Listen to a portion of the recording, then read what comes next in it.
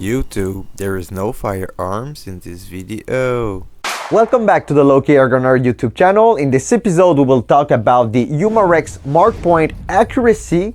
This has been sent to us by Airgun Source Canada for a review, so that's what we are doing today. In the last few videos, we unboxed it, tested velocity, trigger weight, and cleaned it and stuff like that. Today, we're going to talk about the accuracy. I already tested like 16 different pellets from 22 feet in the basement, but I will talk about that after shooting a few groups with you guys. I did most of the testing off camera this time because it is a pain to edit and I get to edit more than I shoot, so that's not really fun. But today we are going to shoot some RWS Hobby 7 grains and some JSB Exact Express 7.87 grains.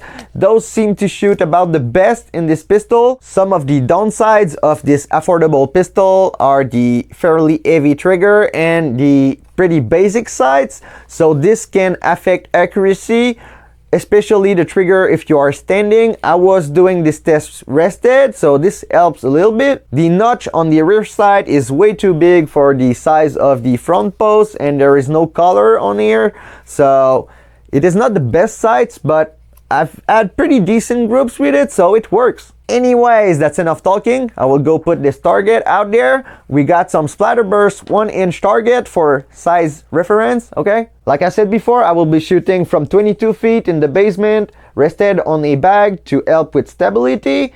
Also, I want to mention that 22 feet is a pretty good distance for a low velocity pistol like that. You might want to shoot those from 5 to maybe 15 meters, not much more than that. So let's see what it does. To start this test, we will be using RWS Hobby 7 grain. Quick note for those who did not watch my previous videos, this pistol has two safety mechanisms. Basically, it has a manual safety and a grip safety. By the way, the manual safety is very easy to handle with your thumb. RWS pellets are a little bit tight in this breech, but this is the pellets that they recommend shooting in it. So let's see how they do. Again, this is 22 feet in the basement.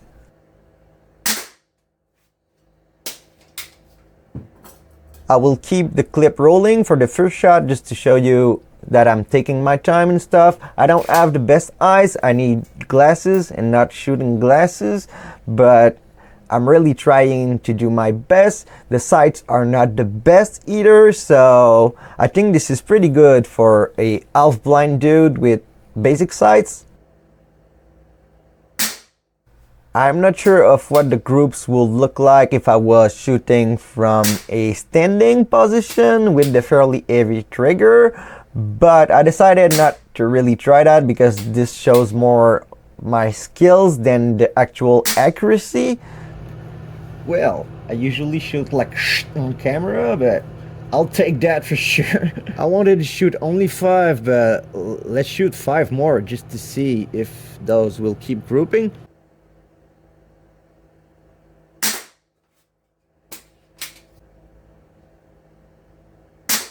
This is not exactly what I was hoping to achieve, but it is still not that bad if you consider the velocity, trigger, sights, and my eyes.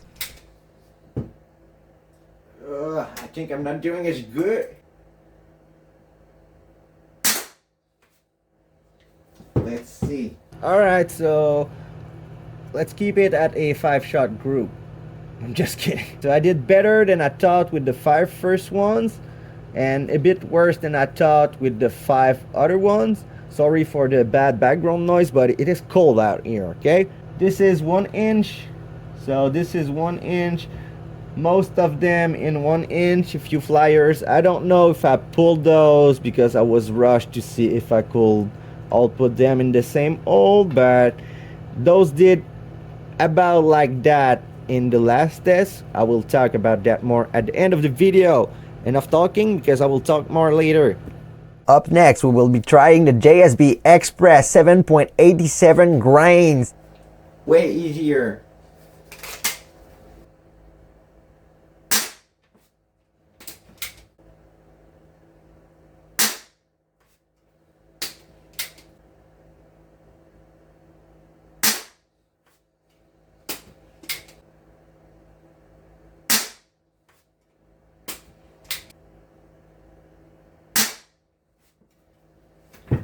Let's see.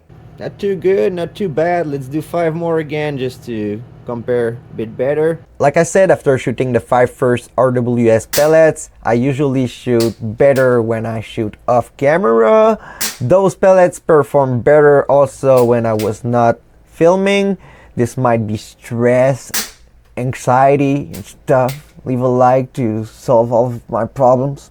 I'm just kidding, but I'm about to lose my editing app and stuff, so any support is appreciated. Alright, this will be about it for the shooting part. I will pick you guys up and I will do an outro once I know what to say, just to give you guys an idea of where I'm shooting from. Alright, so this is the groups that we got today from 22 feet in the basement. This is really not too bad for budget pellets. I believe that I did slightly better the last time that I've tested that, but you will see that later. I might also have done a bit better with the JSBs, but this is really not too bad for a budget pistol, fairly heavy trigger and not the best sights. By the way, these sights are non-adjustable, so this might be a bit of an issue if you find your best pellet and it is not really centered. I prefer a centered point of impact when I'm plinking because it is less annoying, aka you don't need to aim next to the target, you just aim at it. So this is a bit of a downside of this pistol, along with the pretty heavy trigger that might make the groups a bit bigger if you are not shooting arrested, aka standing unsupported. Now let's take a quick look at the results that I got using this pistol in the basement with 16 different pellets. So I started with JSB RS, which did okay, but did seem to land a bit to the left. Then I tested JSB Express, which did group very good, but also quite a bit to the left. I don't know if this is the JSB LED or the dome design, but this is what happens. Then I've tried the JSB Simply Flat Nose Pellets. Those are 8.02 grains. We had a better point of impact and most of them did group, so that's not too bad. Those are not too expensive.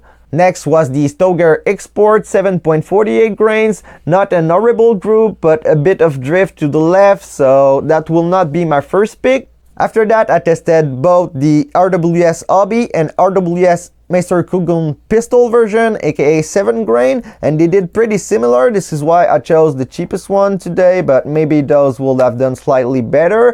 Who knows? But the point of impact is pretty good on RWS pellets, and this is pretty much Umarex brand of pellet that they recommend, so this is not bad at all. Then I wanted to test some Crossman wad cutters and Crossman pointed pellets.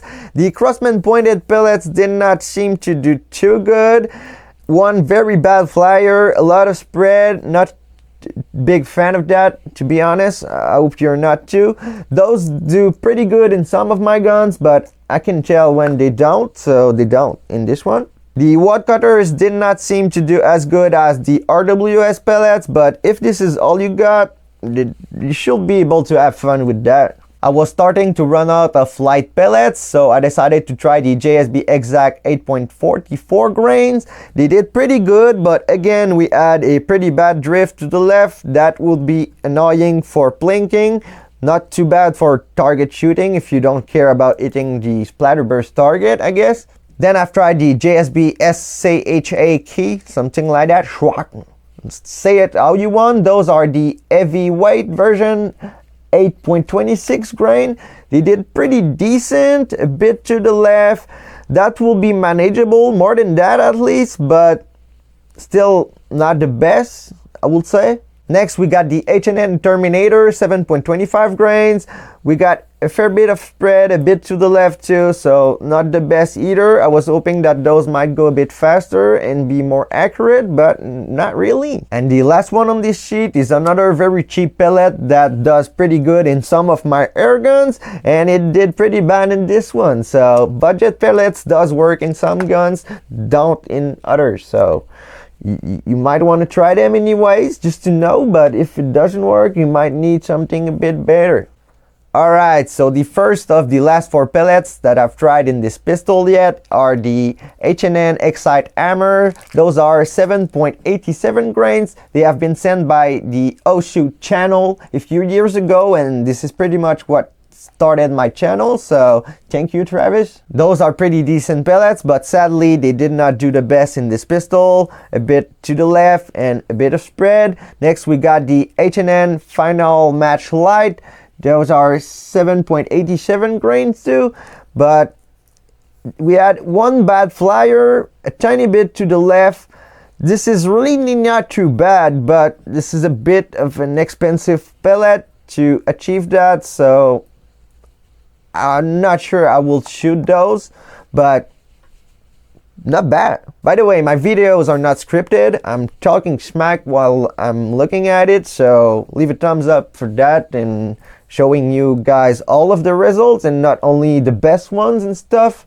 Up next, we got Sig Air Match Plum Boom Pellets. Those are 7.71 grains, a bit to the left, a bit of spread, so not really this pistol favorite pellets. Then I've tried the rounds, which are also 7.87 grains, and they also landed a bit to the left. Not an horrible group, but point of impact kinda is annoying. So this is about it for today's results. Yet I would recommend using RWS pellets like the Hobby 7 grain and the Meister Kulgun pistol 7 grains also. Those seem to land at the right spot and make it easier for you to hit your target without using Kentucky windage. If you want to do a bit of target shooting, JSB pellets seems to do pretty good in it. Those are the Express, the 844s did pretty good too. Curiously, the RS did seem to have a bit more spread, going faster and being pretty consistent under the chronograph, but this is why you try pellets. So I cannot really say this pellet will work the best in yours, but in general, with the pellet fit and point of impact, this should give you a pretty good idea of which pellets you want to use in the ones I've tested today. I did not take the extra time to measure all of those groups, but again, this is Splatterburst 1-inch target, so this can give you a pretty good idea of how big those groups are. By the way, I do want to mention that I had to oil it after testing those 16 pellets. That was around 160 shots, so it did lose a bit of velocity and consistency near the end. Maybe that affected slightly the results. I don't really think so. I think that it is a bit pellet picky due to the velocity. But what I wanted to say is that having a chronograph is good to test velocity and not oil it too much and only when it needs it. It needed it, I did, and it was working pretty good today again, so take care of your stuff. This will be about it for today's video. Hope you guys enjoyed this pellet test.